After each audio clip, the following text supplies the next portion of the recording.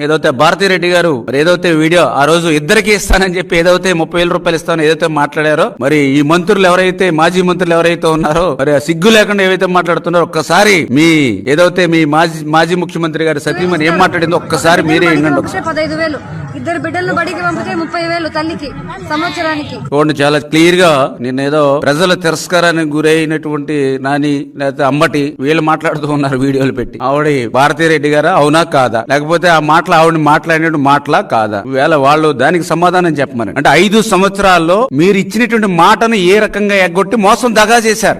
మేము కూడా తల్లికి వందనం ఇస్తామని చెప్పాం, ఇద్దరు గాని ఎంతమంది ఉంటే అంతమందికి. మేము వచ్చింది 30 రోజులే, మాకు ఇంకా సమయం ఉంది. ఈ సమయంలో విధి విధానాలు రూపొందించుకుని మేము అమలు చేసుకుంటాం. ఈ లోపుగానే తల్లికి వందనంగా మంగళం అని ఎట్లా మాట్లాడగలుగుతారు? 5 సంవత్సరాలు మీకు ఏదైతే 2019, 2024 మీకు ఇచ్చినటువంటి ఆ పీరియడ్ ని మీరు చెప్పినటువంటి మాట అమలు చేశారా? మరి అట్లా ఎగ్గొట్టినటువంటి వాళ్ళు మా గురించి మాట్లాడేటువంటి అర్హత ఎక్కడ ఉంది?